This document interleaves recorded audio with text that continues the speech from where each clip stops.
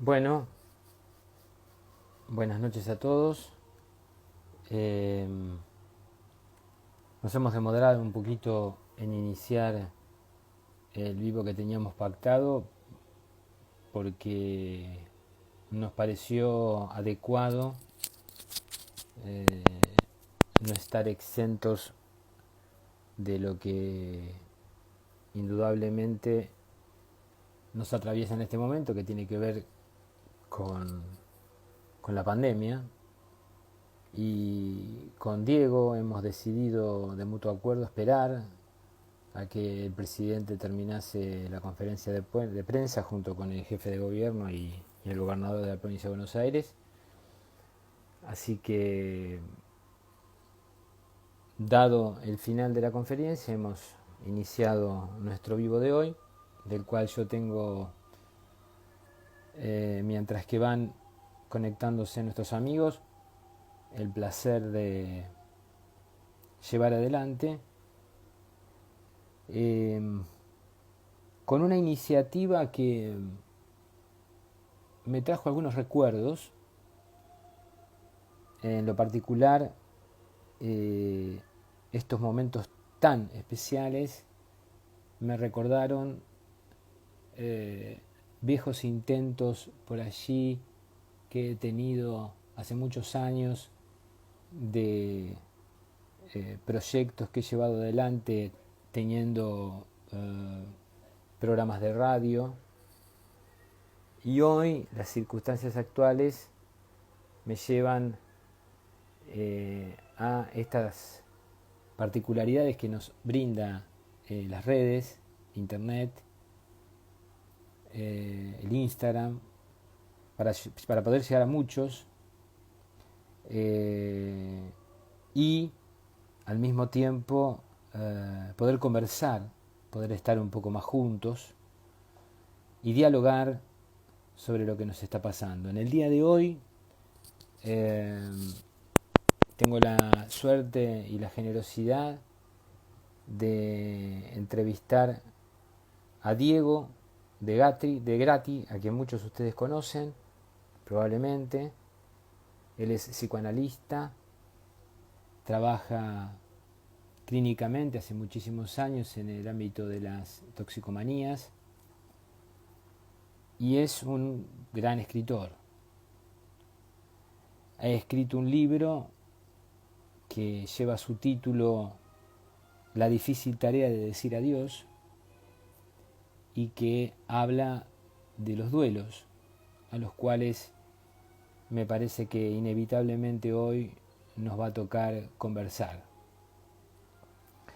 Si a ustedes les parece bien, yo les voy a dar lugar ahora a Diego a que ingrese en nuestra conversación.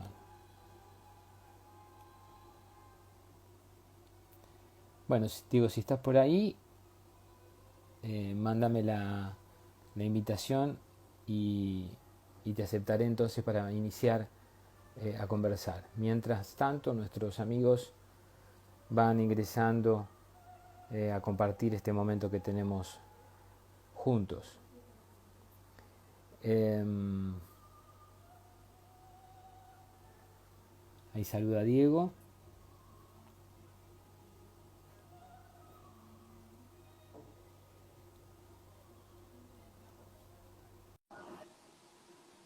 Muy bien, ya lo vamos a tener con nosotros. Ahí está Diego. ¿Cómo andás, Diego? ¿Cómo te va? ¿Qué haces, Tincho?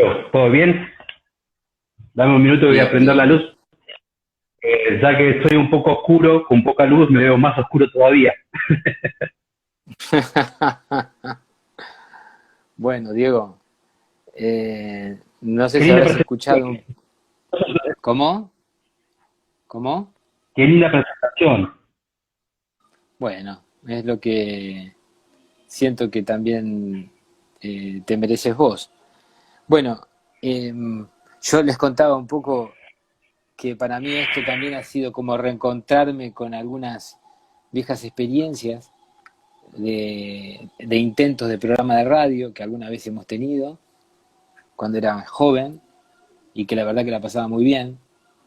y me he encontrado, ya no ahora solamente con la tarea de analista, que está más vinculada por ahí a escuchar, sino que no deja por fuera el preguntar, por supuesto, pero en este caso sí, con cierta avidez, preguntar a quienes generosamente los viernes se ofrecen a mi propuesta de participar sobre conversar lo que nos está pasando. Entonces, lo primero que quería preguntarte era cómo estás.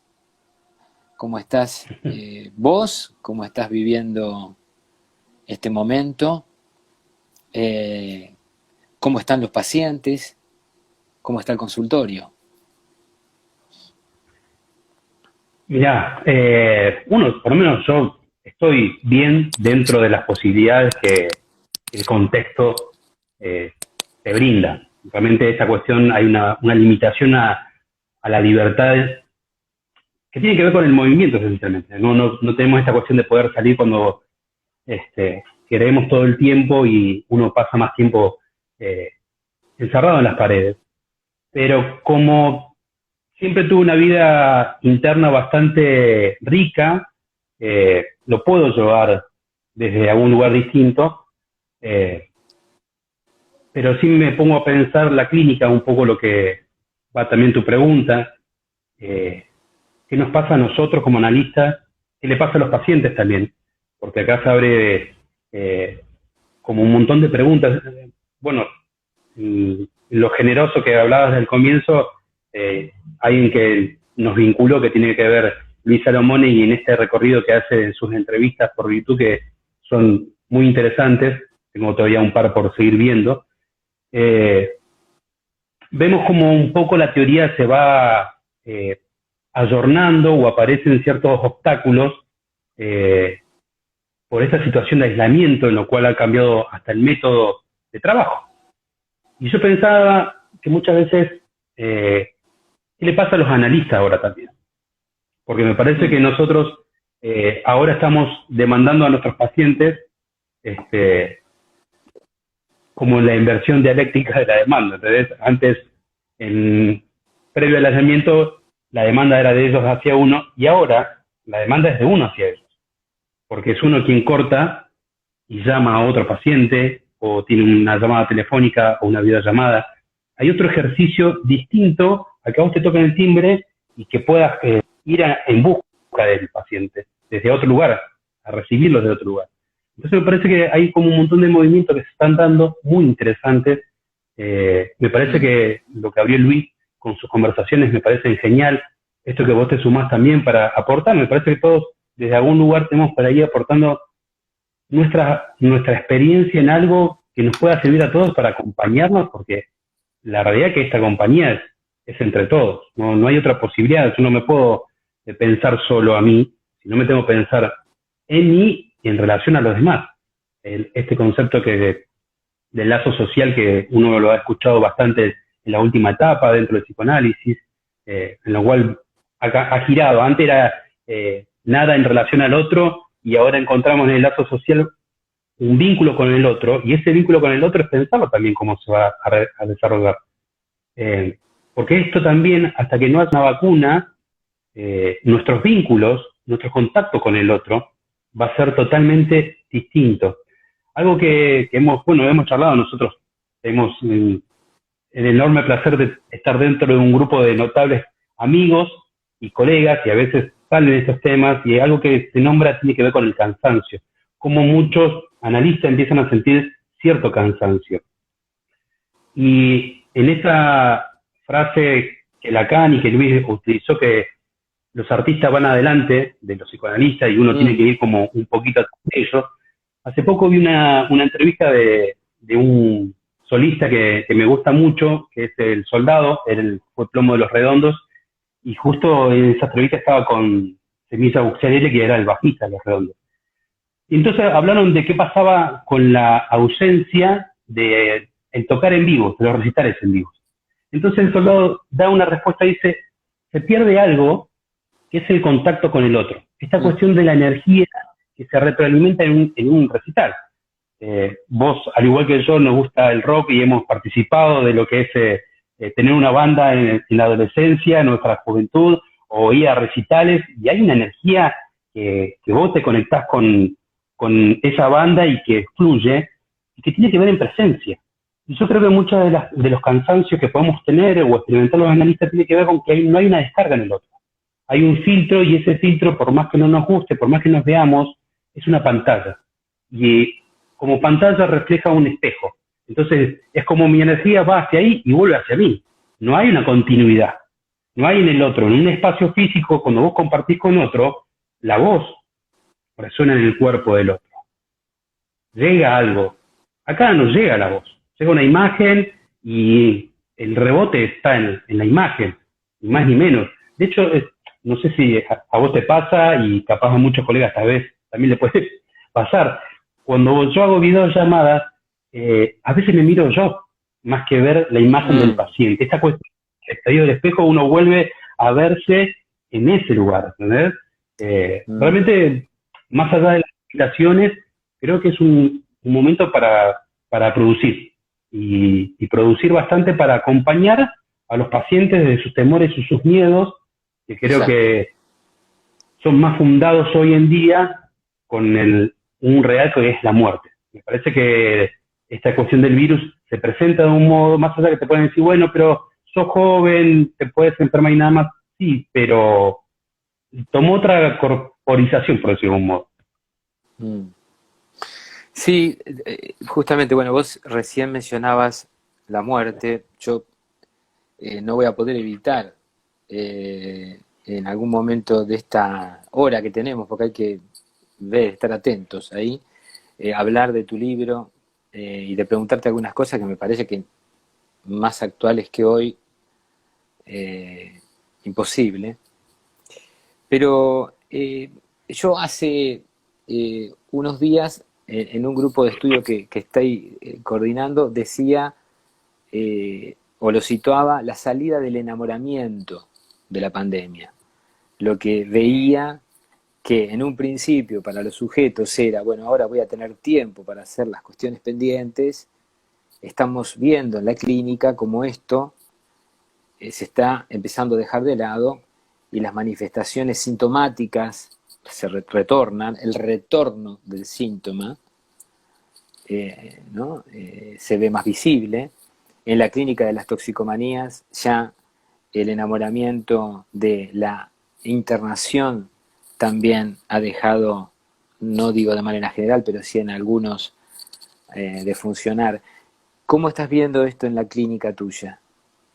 En tu clínica. Bueno, ahí claro, el punto pasa es que cuando se conforma el síntoma, uno está disponible para ese síntoma. O sea, el primer momento el síntoma no te va a molestar. Al contrario, por algo buscaste crear ese síntoma. Entonces, los primeros 15 días de esta pandemia de aislamiento, bueno, me hice un trato conmigo mismo y mis síntomas, entonces lo podía hasta jugar con ese síntoma, por decirlo de un modo. En lo cual, no sé, en ese momento ¿cuántos, uno veía en las redes sociales la foto de todos los amigos por las pantallitas, todos contentos? Duró una semana. La segunda semana ya las charlas comunitarias no se dieron tan seguidos, y empezó a generar estas cuestiones. Y en lo cual me parece entender que ese síntoma, que al principio capaz estaba enamorado uno de ese síntoma, de estar cuidado, en un momento empieza a ser molesto. Y empieza a ser molesto por un montón de cuestiones. Y ahí empieza esta cuestión que es la convivencia con el otro. Una cosa es el que está solo. El que está solo puede lidiar y va a tener que lidiar con sus propios fantasmas más íntimos solo. Pero el que está en familia o está en pareja, empiezan a haber otro tipo de vínculos. Vos no estás acostumbrado a estar 24/7 todo el tiempo con o tus hijos, o tu mujer, tu marido, y eso empieza a generar también cierto agotamiento. Entonces eso empieza a generar también que hayas tapado momentáneamente cierta sintomatología, va a aparecer de vuelta y con más fuerza. De última tenías el escape, salida de la calle, ya no tenés el escape. ¿Cómo vos enfrentás en ese momento y uno siente que hay algo ahí que está haciendo ebullición. Después cuando, no sé, porque es muy difícil decir, bueno, capaz cuando nos habiliten a los terapeutas, psicólogos, psicoanalistas a poder empezar a tener a los pacientes en nuestro espacio físico, creo que esa salida va a empezar a ser una salida más de escape. Va a haber ahí una palabra empezar a circular que no puede estar circulando hoy en día dentro de un espacio cerrado. Entonces, a mí me ha pasado que muchos de los pacientes, porque justamente no tienen la posibilidad de tener un momento a solas o un espacio físico para poder tener su sesión, implica esto, es que no pueden y te mandan mensajes esperando que pronto retomar el espacio para hablar, porque están ocurriendo un montón de cosas. Ocurre también que lo rutinario, a mí me llama atención, porque la rutina es algo que constantemente hacemos, que todos tenemos nuestra rutina. La podemos disfrazar un poco más o un poco menos. Y yo creo que también es esta cuestión que empieza a desnudarse, que las rutinas no tienen ese disfraz que tenían antes que uno le pone cuando sale a la calle, cuando me voy a trabajar a tal lado, o voy a hacer tal cosa. Eso son una forma de disfraces. Ahora tu rutina está desnuda, en lo cual vos estás ahí, con que te levantás y estás en el mismo lugar, que tenés que pensar qué vas a decir, o qué vas a trabajar, o si vas a leer. Yo tengo un par de jóvenes que estudian, y hay toda una dificultad en relación al estudio, a poderse concentrar, ¿entendés? Porque el no estar presente física del otro, en tanto docente, en tanto gran otro, también empieza a hacer movimientos ahí que generan angustia. Hay muchos que necesitan que el otro esté presente con su mirada, su voz, dándome alguna información, alguna orden. Por eso digo esto, el medio que hoy tenemos en la tecnología, esa voz, esa orden, se licúa, es inconsistente. Por más que uno ponga la imagen siempre es inconsistente. No por algo siempre hablamos de lo simbólico, como nuestra herramienta para sostener y progresar. La imagen es algo inconsistente, es algo que sí nos puede brindar una brújula de algo, pero nosotros tenemos que ir más allá de esa imagen. Y más allá de la imagen está la palabra. Y ahí aparece eso también, lo invocante de la voz. Lo invocante del tono de voz, de cómo uno va con el otro, cómo va hacia el otro. La voz es el signo de pregunta. En un simple cambio de entonación cambia el sentido de la frase de la persona o de quien la escucha. Hablo mucho. Diego, bueno, vos, muchos de los que nos están siguiendo lo saben, y si no, lo comentamos. Vos has escrito un libro que se titula La difícil tarea de decir adiós. Un libro, por sobre todas las cosas, conmovedor. Yo te quería preguntar, ya para meternos tal vez en el corazón de nuestra conversación, ¿por qué es difícil esta tarea de decir adiós? ¿Por qué sentís que es difícil? Yo creo que es difícil por dos motivos. Uno es porque uno no quiere morir. Creo que el primer punto, o el otro también está a la par. El primer punto, para darle un orden, uno no quiere morirse. Yo no me quiero morir. Y ahí va esto con el lazo con el otro. Lo que me enlaza con el otro es el amor. Y cuando el amor no está, duele. Cuando el otro se va, cuando deja de estar, ahí se produce ese vacío intenso, en lo cual ese amor que uno tenía vinculado al otro ya no está más. Donde, ¿qué es lo que se me está yendo de mí en el otro que no está? En esta que Lacan dice, en esa pregunta del Chewa, ¿qué me quiere? En algún lugar tiene que ver la partida del otro con la angustia esa. Yo no sé qué fui para el otro cuando que dejó de estar. Habré sido ese buen padre, ese buen amigo, ese buen hermano, ese buen algo del otro, y ya el puesto del buen o del bueno ya me está poniendo en un lugar de afirmación o de querer haber sido algo sano o copado para el otro. Y me parece mucho lo que tiene que ver con el duelo es eso, esa posibilidad de que uno vaya construyendo una despedida de aquel que no va a tener más palabra para uno. Y ahí empiezan a entrar las fantasías de que cómo yo puedo pensar. Esto lo hablaba un poco con Fede la semana pasada cuando me hizo el vivo también y preguntábamos, esto de vaciarse.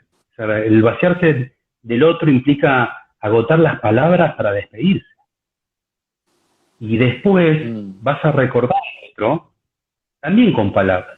Pero esa palabra va a tener otro tinte. Va a tener el tinte de la añoranza, de aquello de lo que fue y entendiste y aceptaste que ya no está. Entonces ahí empieza a cambiar un poco la visión de uno. Alguien dijo que el tango te empieza a gustar cuando sos grande. Y yo creo que el tango me empezó a gustar cuando empecé a tener ese tinte de añoranza. Porque más allá que el tango tiene algo melancólico, el tango es añoranza. Siempre se va a un lugar que uno fue feliz. En tu presentación, en esto de que te vincula a que hiciste radio en un momento, yo tuve la suerte también de hacerlo, yo me di cuenta que también en este tiempo de aislamiento voy a ese lugar que me sentí cómodo de mi pasado. Es como un pequeño sostén que uno encuentra. ¿Entendés? Es como, ya más allá de la aislación, hace tiempo que tengo la práctica de sentarme y pensar y volver a viajar en el tiempo y tener esos lindos recuerdos que uno vivió. Porque a veces, por las tristezas o por los malos recuerdos o por la angustia de ciertos recuerdos, uno termina viviendo esos lugares. Y esos lugares son un paraíso en tanto infierno. Pero cuando uno también apaga el infierno, está bueno ir al paraíso, para darse cuenta que en algún momento fue feliz, que la pasó bien, que fue divertido, que fue inocente, y eso hace que también en estos momentos de aislamiento uno recurra. Yo veo mucho, de hecho yo también suelo publicar cosas viejas de mi adolescencia o mi niñez, porque necesito sostenerme. Y mi sostén es mi pasado hecho hoy. Y eso es lo que uno busca. Que hoy, si vos me preguntabas al comienzo, sentirme bien, es porque me siento bien porque puedo hablar desde mi pasado a hoy, sintiéndome bien, en un discurso único, y en lo cual me encuentro todo el tiempo ahí, dando vueltas en algo que me gusta recordar, porque también el análisis de uno le permitió el trabajo analítico de poner palabras a ese dolor que nos causaron ciertas circunstancias en nuestra existencia. Me permitió también revincularme con un montón de personas desde otro lugar, sabiendo que hay algo que en el medio se perdió. Y ahí es esto del duelo otra vez. Es como uno hace duelo constantemente. El duelo final es el duelo de uno. Pero ese duelo vos no te vas a dar cuenta porque cuando dejes de estar, otros tendrán la difícil tarea de doblar lo que uno fue para ellos.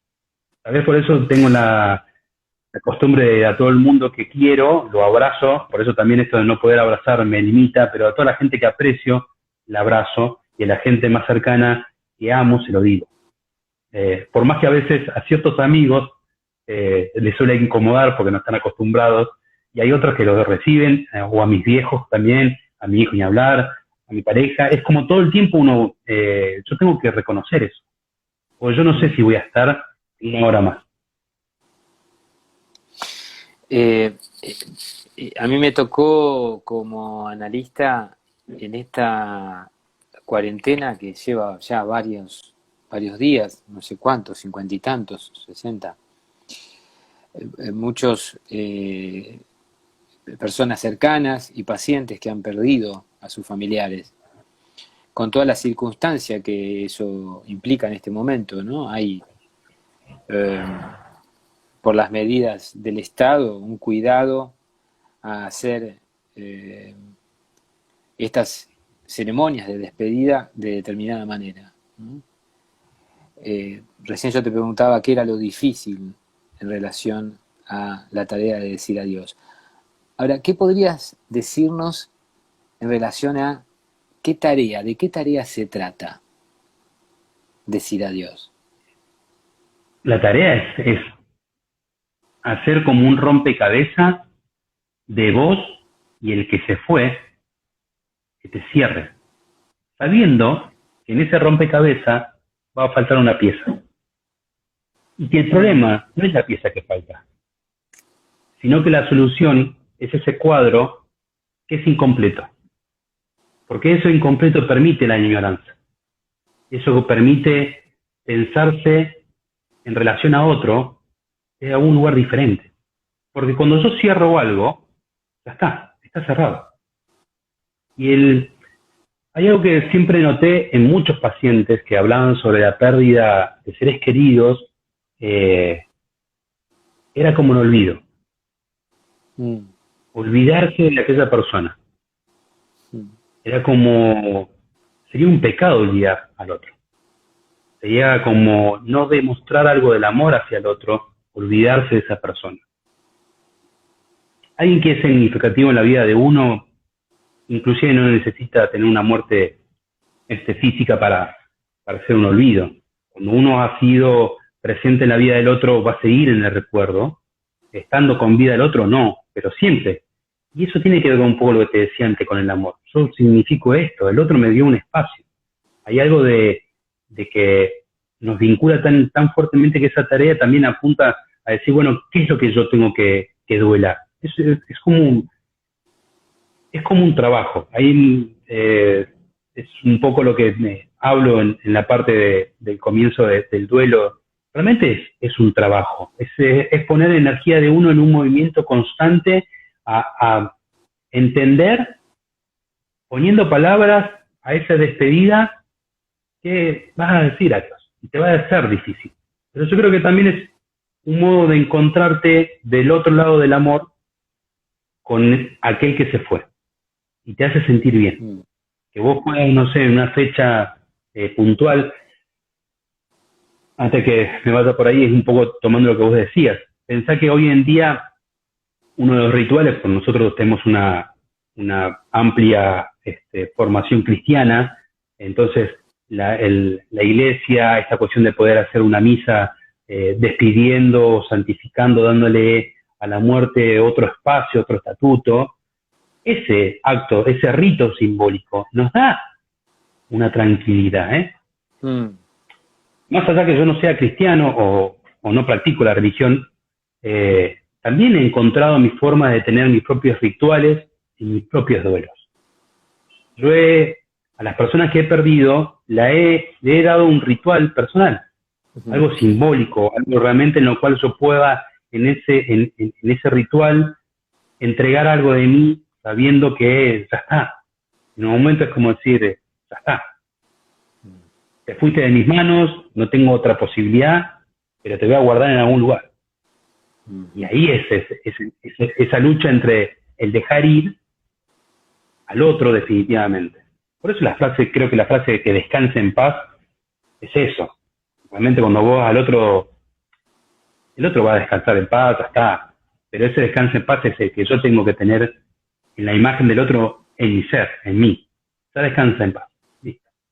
Me puedo estar tranquilo conmigo mismo en relación a la memoria de la persona que no está. Ahí está el punto de vincular el olvido. Es difícil olvidar a quien te dejó una huella importante en tu vida. Muy difícil. Bueno, justamente, ¿no? ¿Cuándo sentís que se torna muy difícil esta tarea? ¿O cuándo lo notás como analista, practicante, que esta tarea se torna difícil? Ahí se torna difícil cuando no hay una aceptación. Cuando uno no tiene resuelto algo consigo mismo, porque lo que me vincula al otro tiene que ver conmigo. Lo que yo le puedo reprochar al otro tiene que ver conmigo. Lo que el otro no me dio, o en el reproche lo que no me diste, tiene que ver conmigo. Y ahí es ese trabajo. Que tiene que ver con el trabajo del análisis. Es volver esa demanda que uno va a un muerto, volver hacia uno, encontrarse en uno en eso. El otro que era, ese otro que vos hablas, no es. Ese otro que vos hablas no es el que vos estás hablando de vos. Y ese juego de palabras que entran a uno Y entenderlo en sí mismo no es sencillo para los pacientes, porque se encuentran con ellos mismos. Al final del camino uno se encuentra con uno mismo. Entonces, el otro es un espejo muchas veces. El otro nos significa algo. Nosotros también estamos en el camino que lo que el otro me dijo, a veces aceptarlo y a veces no. Lo difícil es eso. Vos no sabés cuándo aceptaste algo o cuándo no lo aceptaste. Uno no elige nada al azar en la vida. No hay azar en la elección de uno. En todo caso, uno puede ser más consciente o menos consciente de esa decisión. Porque el inconsciente está jugando todo el tiempo ahí. Ese fallido, ese lapsus, ese sueño, está todo el tiempo el inconsciente. Y esto es una apreciación personal. El inconsciente es el ser en movimiento. El inconsciente es el ser en movimiento. Está ahí, constantemente. Es algo que no está acabado, no está terminado. No podemos pensar en este cuadrito con la foto. Yo tengo que entender que la foto le va a faltar una parte. Y no me tiene que angustiar esa parte. Lacan decía, el inconsciente es el cuerpo que habla. Yo camino, decía Lacan. Totalmente. Totalmente. ¿Y en qué punto notás allí la importancia de la presencia del analista en esta tarea de decir adiós?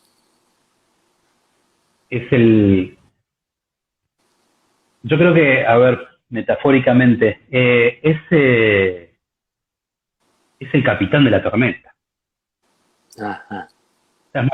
Estás manejando un botecito en medio de una tormenta muy fuerte y que en cada movimiento de timón, en cada palabra que digas, va a ir dando un rumbo. Los semblantes, esto de darle la posibilidad de semblantear, de darle algo al otro que no es de uno, que está revestido de uno como analista. Yo creo que en esto, cuando uno vuelve a decirle algo a los pacientes, señalarle algo, lo que está haciendo es traer del otro algo que dijo, lo revisto con mi forma de ser analista y lo devuelvo. Suena de otro lado. Vos diste algo en eso. Tu presencia, tu voz, resuena de otro lado. Entonces, el punto es este, el analista está constantemente revistiendo la vuelta al analista, al analizante, con algo propio. Todos tomamos algo. Yo tomo algo de los analistas que tengo admiración. Porque realmente aprendo cada vez que escuchan, cada vez que ellos hablan, yo siento que las referencias siempre van a ser las mismas hoy en día. Una es Luisa Lamone y el otro es Carla Morgi. A mí son personas que me encanta escucharlos. Me encanta escucharlos. Cada vez que escuchan es un aprendizaje, ¿entendés? Y sé cómo no voy a tener admiración por esas personas.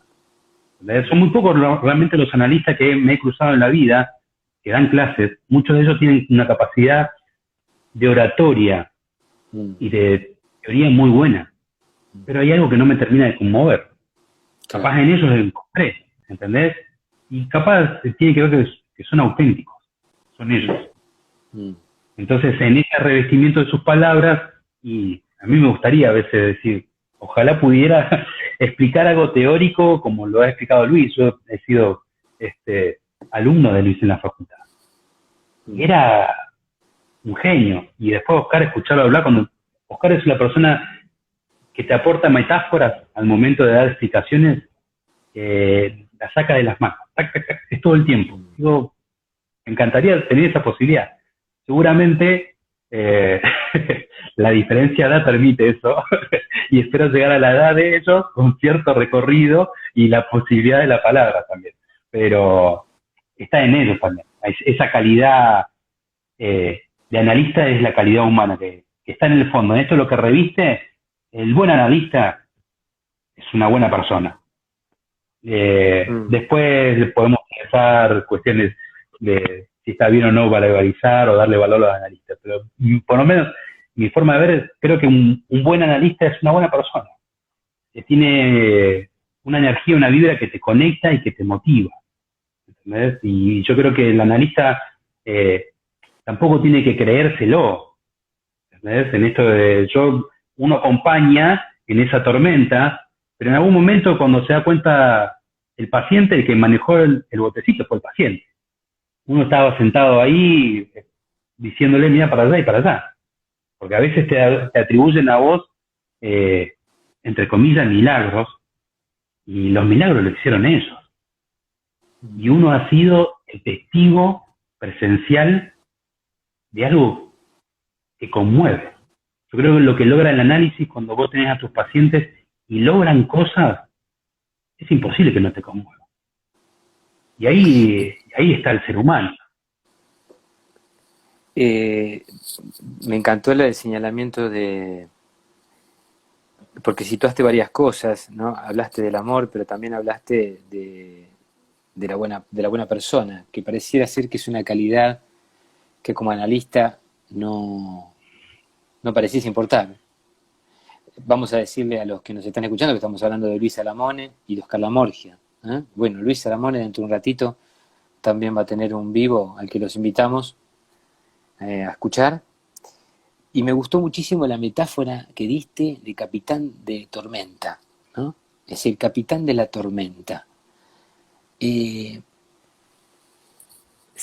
No solamente en el duelo, si tendríamos que hablar del análisis, ¿de qué tormentas hablamos? Yo te voy a decir algo, a mí veo películas y me gustan, no soy un cinéfilo, pero me gustan. Y hay una escena, por eso fue capaz de un poco la metáfora, que a mí la que más me ha parecido que puede ser un poco la imagen de un análisis, es la de Forrest Gump con el teniente Dan, cuando están arriba de Jenny 1 y le agarra la Sí. tormenta. Y el teniente Dan, viciado y todo, se va al carajo justamente donde está arriba y desafía, no a la tormenta, desafía al otro, a Dios. ¿Entendés? Y Ford está abajo tratando del timón, de todo, y en algún momento la tormenta pasó. Y el teniente Dan en un momento entendió algo que hizo las paces consigo mismo. De hecho, claro, cuando se tira, que le agradece a Forrest Gump haberle salvado de la vida, se tira al mar. Entonces Forrest Gump le dice y le perdonó, parece que hicieron las paces con Dios. Entonces me parece que tiene que ver con esto.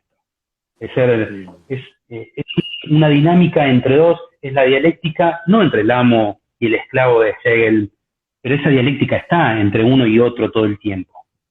Lo que pasa es que me parece ahí es el punto de no creer lo que uno no es. Yo solamente sé lo que soy. Y trato de todos los días de ser con lo que soy hasta el día que termina. Entonces toda esta dinámica se da. A mí es como encontrar esos puntos y me parece muy fuerte. Yo creo que está bueno conmoverse. Soy un convencido que la vida, si no te conmueve y carece de sentido. Yo creo que justamente lo que muchos toxicomaníacos no soportan esa conmoción que la existencia te lleva. ¿Entendés? Que te empuja. Bueno. La existencia te empuja. Bueno. Te empuja, ¿no ves? Entonces uno está constantemente en ese lugar. Conmovete. Hay gente que no puede soportar la conmoción. Entonces busca taparlo con el alcohol, con la cocaína, con la marihuana, con un montón de cosas. Porque a veces uno se sitúa en el alcoholismo, en el tabaquismo también, hay un montón de cuestiones dando vueltas constantemente que te conmueven de tal modo que no sabes cómo reaccionar. Pero lo lindo, que llega un momento que el análisis te permite conmoverte y disfrutar esa conmoción. Y hacer algo productivo con esa conmoción. Y ahí transformaste. Otra cosa, es otro ser. Siempre en dinámica y en movimiento. Diego, ¿cuánta importancia tiene? Por ahí es una pregunta redundante, ya lo mencionaste, pero me gustaría poder subrayar algo que dijiste en este punto.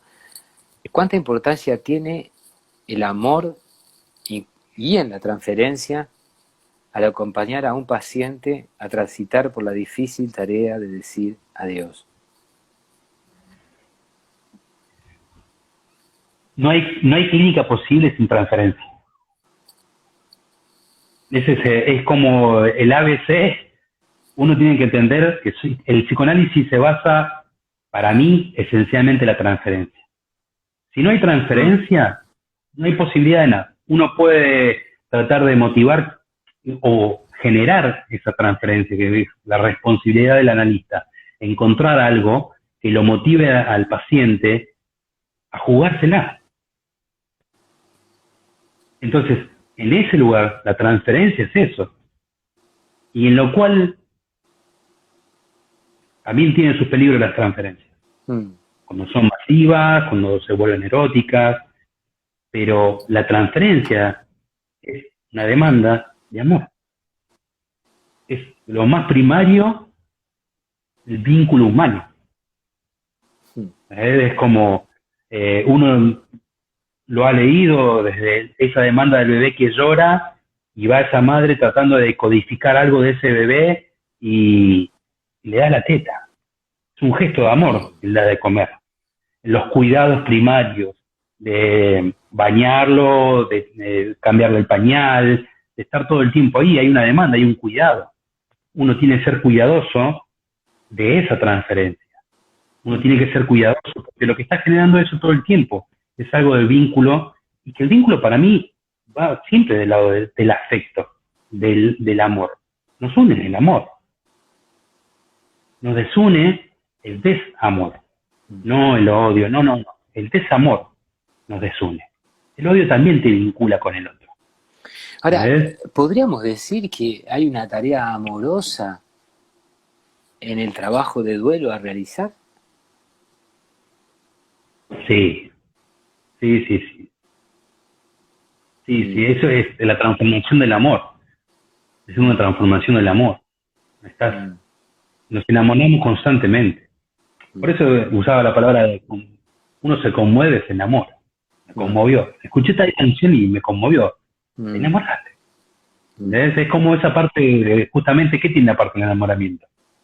Esa cuestión de que todo es perfecto, todo es sublime, todo es ideal, está todo perfecto, pero en algún momento te das cuenta que no, que está el orden de la imperfección. Capaz en el trabajo del duelo, ese amor está totalmente oculto, porque está la angustia arriba, porque el otro no está para devolverme su mirada, su voz. Entonces lo que hace el trabajo del duelo es ir bajando la angustia y dejar que emerja el amor, pero un amor distinto. Un amor que fue trabajado para aceptar que el otro no está más. Y a partir de ahí, vincularnos también. Porque también, cuando se termina una relación de pareja, y a veces puede terminarse de un lado, también se tiene que elaborar el amor por el otro. Yo no puedo pretender, después de terminar una relación de pareja, salir a buscar otra pareja y ya está. Un clavo saca otro clavo. No. Yo tengo que elaborar qué fui en esa relación, qué dejé en esa relación, qué fue lo que yo me sentí cómodo en esa relación y mantenerlo. Lo que incomodaba al otro también, entender que tiene que ver con mis errores. Que no volver a buscar en otra relación lo perdido en esta. Porque es diferente. No es mejor ni peor la próxima relación. Es diferente. Y en el juego de la diferencia y aceptar la diferencia, nos vinculamos desde el amor. Ese es el juego constantemente. Es como la base el amor. Es la base que todo el tiempo estamos transformando. Bueno, se da en eso. Bueno, se terminó una relación de pareja, ya está. Bueno, vas a hacer tu proceso de duelo. Con todo lo que implica de la fantasía de que la otra o el otro va a hacer su vida y va a conocer otras personas.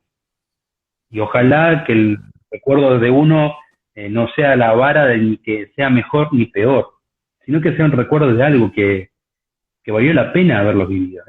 Porque me parece que esto también tiene que ser claro. Si es 1 año, 2, 3, 4, 5, 10 años de relación, o lo que fuera, también date cuenta que entre tanta tristeza que te puede provocar el final, también te dio mucha alegría. Y si estuviste todo ese tiempo ahí, también es porque hubo amor. Y uno tiene que ser respetuoso de eso. Porque a veces en estas rupturas violentas entre unos y otros, lo que se descuida es el amor. Y ahí aparece esto, aparece el odio en su lugar. Yo no voy a decir que el odio es la contrapartida del amor. La contrapartida del amor sería el desamor. Y el odio es una forma de tener algo presente, ¿eh? Por la negativa. Lo amás negativamente, por decirlo de una manera grotesca. Porque lo que uno odia del otro, algo te une. Lo que une es el amor, el eros. Eros une, totalmente. Entonces en eso hay un punto. Y es, como capitán de tormenta que lo definiste, es claramente es transitar por un proceso. Es indudable. En eso nos lo decía Freud, ¿no? 1914, ¿no es cierto? Totalmente. Que tiene sus tiempos. Tiempos que no son cronológicos. No es el día, no es el mes, ni ahora. Es el tiempo del inconsciente. Quisiera tener la receta mágica, ¿eh? Claro, yo he tenido pacientes que han pasado situaciones de duelo durísimas. Y vos decís, ojalá hubiera una palabra que transforme automáticamente eso. La hay. Y si la hay, la tiene el paciente. Ahora, yo también he notado la fortaleza del sujeto en instancias límites, ¿no? Por supuesto que no todos pueden, pero en estos tiempos que son difíciles, por supuesto que para cada quien, ¿no? Siempre en lo singular, he notado la fortaleza de muchos sujetos a poder transitar por un proceso doloroso en las circunstancias en las que se viven, ¿no? Por eso la metáfora del capitán de tormenta me pareció muy ilustrativa, muy enseñante, porque es quien al menos se anima a manejar ese timón mientras que todo tiembla, y que guarda, no diríamos esperanza, como decía Lacan, pero sí el optimismo de que el tiempo es lo que va a permitir decir adiós, como decís vos. Totalmente. Totalmente. Digo,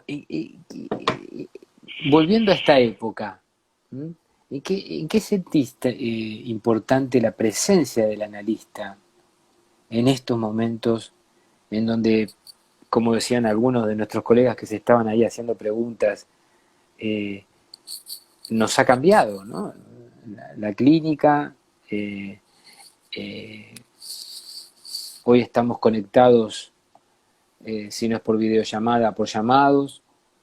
El objeto vos, dijiste vos, ha cobrado una primacía. ¿Qué importancia le das hoy a la presencia del analista? Bueno, es difícil salir. Sí, es como un poco difícil salir. O sea que la figura de analista, yo creo que hoy experimenta algo que nunca experimenta generalmente, que es la igual de condición que su paciente. Hay como una regla básica ahora, que todos experimentamos una situación similar. Es el estado de aislamiento. O sea, yo creo que muchas veces cuando uno trabaja en la clínica, sacando este periodo de pandemia y de aislamiento, antes siempre era distinta la situación del analista con el paciente, por un montón de circunstancias. Pero hoy en día hay algo que igualó esta circunstancia. Hay una circunstancia del vamos que es igual. Por eso también pienso en la función del analista, como decía. O sea, hay un lugar en el cual uno entiende cuando el paciente te dice estoy hinchado de las pelotas o tengo los ovarios inflados de tanto tal. Uno también a veces llega el momento del día de decir, ¿cuándo vamos a juntarnos a comer con los amigos? A charlar y a reír. O sea, es algo inevitable que no actúa como espejo, y uno tiene que ser prudente en eso. Uno no es espejo del otro, ¿eh? Pero sí hay una situación de base que nos iguala o nos pone a todos en el mismo lugar de sensación. Pero ahí también la diferencia de los analistas que han transitado análisis muy productivos, que van a tener seguramente herramientas simbólicas más adecuadas para acompañar a los pacientes. El paciente necesita también apoyo en el otro. Pero hoy en día es esto de apoyarse, no te digo literalmente, pero sí en la necesidad que el otro pueda dar esa palabra, esa vuelta de la palabra revestida, como dije antes, para que pueda continuar desde algún lugar, de soportar el agobio de lo cotidiano, porque lo que nos pasa hoy es eso, es el agobio de lo cotidiano, ni más ni menos, y en lo cual uno también lo puede vivenciar. Está bien, toco la guitarra, cocino, escribo, leo, juego, lo paso de otro modo, pero hay otras personas que les cuesta todo eso. Y uno tiene que estar ahí también, poniendo el cuerpo que alguna vez estuvo. Porque yo creo que nuestros pacientes tienen un registro de nosotros, físicamente. Y creo que hay algo ahí que sostiene eso. Más allá que hoy es una virtualidad a través o de la voz del llamado o una videollamada, ellos tienen un recuerdo de lo que uno fue físicamente ahí.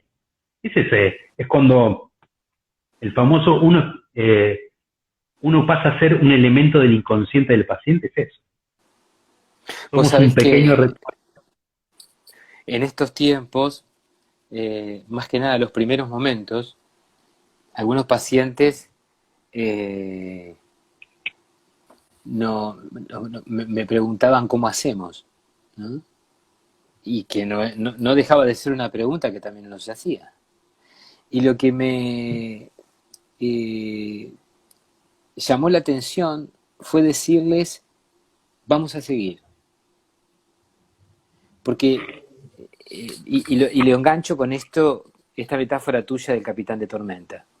Digo, si hay algo que el capitán de tormenta sabe en la difícil tarea de decir adiós, es que hay que seguir. Más allá del dolor, hay que continuar. Y entiendo que es una época muy difícil, en muchos sentidos, lo hemos hablado nosotros en nuestros grupos, económicas, emocionales, hay gente que se siente más sola, ¿no? Y entiendo que en este punto hay una apuesta como analistas que, como decía Lacan, no debe desconocer su época, en donde tiene que dar un paso hacia adelante y continuar. Por eso te quería preguntar, ¿en qué sentís que en esta época el psicoanálisis queda al desnudo? Para situar digamos, un poco la paradoja del título. O el desnudo del psicoanálisis. Sí, se me ocurre un montón de cosas. Lo que pasa es que el psicoanálisis son palabras organizadas en libros. Creo que nos desnuda a nosotros, a los analistas, como representantes del psicoanálisis. Por eso te decía en esto del trayecto de análisis más efectivos que otros. Obviamente, lo que está en juego, estamos todos en juego, de distintos lados.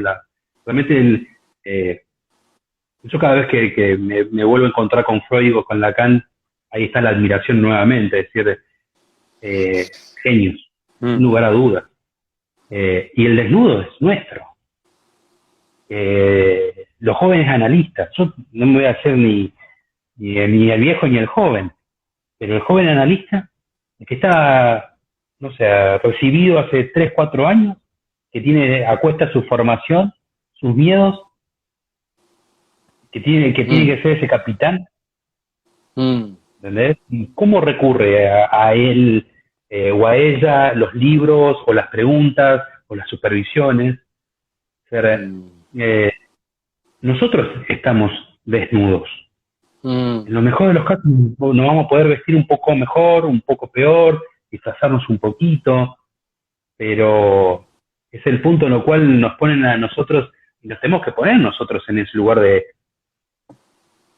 no perfectos, de estar castrados, aceptar que estamos castrados, aceptar que también hay algo que capaz no lo sabemos. Dejar ese vacío sin llenar con nada. Porque a veces la equivocación es esa. decir algo que no hay que decir. Me parece que toda situación, toda época va a llevar un aprendizaje. Y vos trajiste esta frase de Lacan, uno no juega con la esperanza. Me parece que, y eso es vital, y capaz a estas 43 personas que nos están viendo en este momento, es decir, che, no hay esperanza mañana, ¿eh? La esperanza es engañarse a algo, que si no lo logras, te va a frustrar de tal modo que te vas a enojar con las esperanzas. Y lo que tenemos que aprender hoy en día es, el día a día se construye. Yo tengo mi frase que el futuro no existe. Esa es la zanahoria que nos tiran hacia adelante o que uno se tira hablando, mañana nos vamos a ver. Mirá que dentro de 2 semanas nos juntamos. Mirá que en enero me voy de vacaciones. Tiro la zanahoria. Pero siempre soy. Y lo único que tuviste noción fue lo que pasó. Vos sabés que tenemos algunos comentarios que antes de concluir no quiero dejar pasar. No sé si habrá algunas preguntas, pero Guillermo Dricker dice, un colega nuestro del departamento del TIA que formamos parte, no hay que confundir la posición del analista con la función del analista. Después Irene Fuchs, también una colega amiga, dice, estar decidido y ser creativo para atravesar la pantalla. Y bueno, de vuelta dice aquí Guillermo, me parece que ahí redobla la apuesta cuando dice, me parece que el capitán de Tormenta es el inconsciente. Es muy interesante esto que también dice. Bueno, yo no lo conozco a Guillermo de forma personal, pero he leído muchas cosas, lo sigo en las redes. Bueno, Guillermo es un tipo muy interesante también para escuchar y muchas veces veo que participa y siempre tiene algo interesante. Y ahí está, esos analistas te aportan algo, ¿entendés? Es como a esa metáfora que yo empecé y que los dos nos encontramos cómodos, vino Guillermo y subió esa apuesta, ¿entendés? Está ahí y nos aportó algo. Y ahora mi concepto de capitán le puse otro, es el inconsciente. Porque yo no tenía la palabra para decirlo así. Capaz de la idea. Guillermo, por su experiencia y su sabiduría, tomó algo que pasó a través de él y lo trajo a colación. ¿No ves? Es eso. ¿Cómo no te vas a aportar un tipo como en él?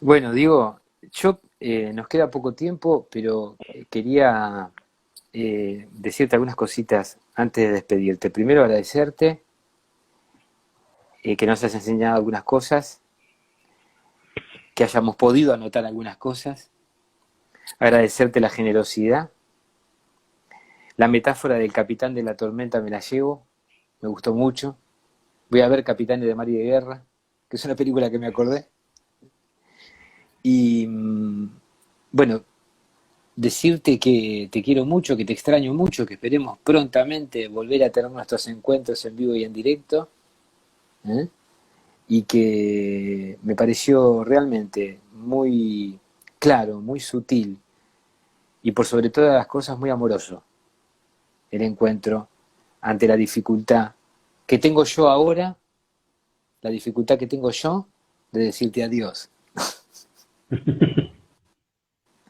No, yo agradecerte, Martín. Sé de tu posición generosa. Lo mismo, el aprecio es mutuo. Hay pequeños gestos que uno encuentra en el otro que te hacen afirmar lo que vos decís. Qué copado esto. O sea, agradecerte. Recién nos conocíamos y vos ofreciste tu lugar, tu casa para presentar el libro y eso demuestra algo del cariño. ¿Entendés? Algo del amor, decir, esta es mi casa, yo te la brindo. Y en esa casa, bueno, como fue para mí un gran placer tener a Luis y a Oscar presentando el libro. Hay cosas que tienen que ver con el amor que lo conmueven a uno y sí, cuesta decir adiós. Tal vez en esta circunstancia es un